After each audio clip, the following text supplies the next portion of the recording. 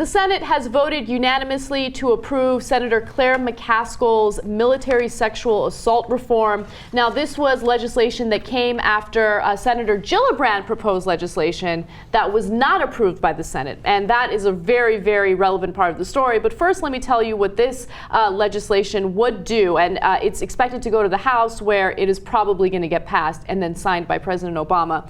The new legislation would change the military rules of evidence to prohibit the accused from using good military character as an element of his defense in court-martial proceedings unless it was directly relevant to the alleged crime. The good soldier defense could encompass a defendant's military record of reliability, dependability, professionalism, and reputation as an individual who could be counted on in war and peacetime.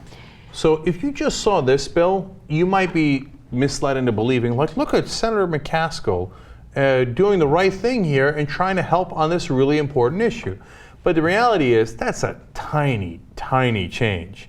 And what they did by passing that tiny change was to avoid much more significant and real change that would help curtail sexual assault more in the military. Yes, if anything, what you just saw right now is distraction, okay? Because what Senator Gillibrand was proposing was real change. So currently under the system, if you are in the military and you were raped or sexually assaulted, you have to go through the chain of command, and you have to go to the commander and report that rape. And that person gets to decide whether or not the suspect gets prosecuted. And more often than not, a prosecution never occurs. An investigation never occurs. Now, understand why that's a big problem, because the person above you in the chain of command is your commanding officer, but also that person's commanding officer, and might have a pre-existing relationship with that guy, and it's a conflict of interest in a lot of ways. And so, now, could they be fair? Of course, under a lot of circumstances they could be fair, but under a lot of circumstances we have a world of evidence that they have been unfair. Exactly. So that's why it made sense to at least fix that system a little bit, but that's the one they voted down.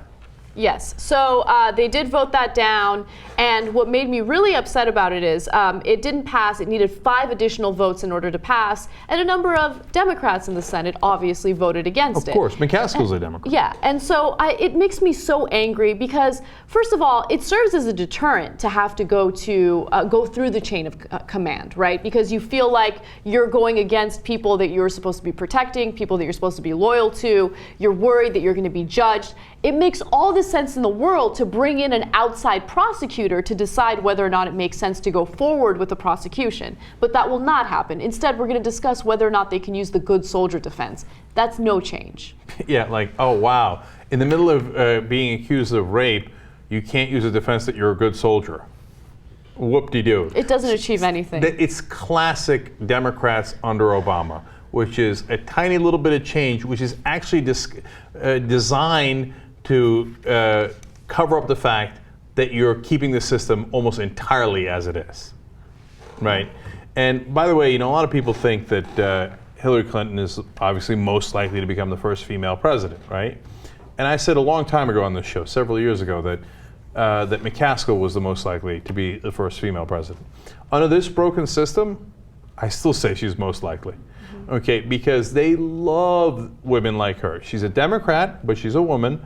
But she's a conservative Democrat, and she loves the military and will protect them even against fixing sexual assault and rape. It's amazing to me. You're a woman, and you're just sitting there and allowing that to happen. That's an incredibly shrewd political move by her.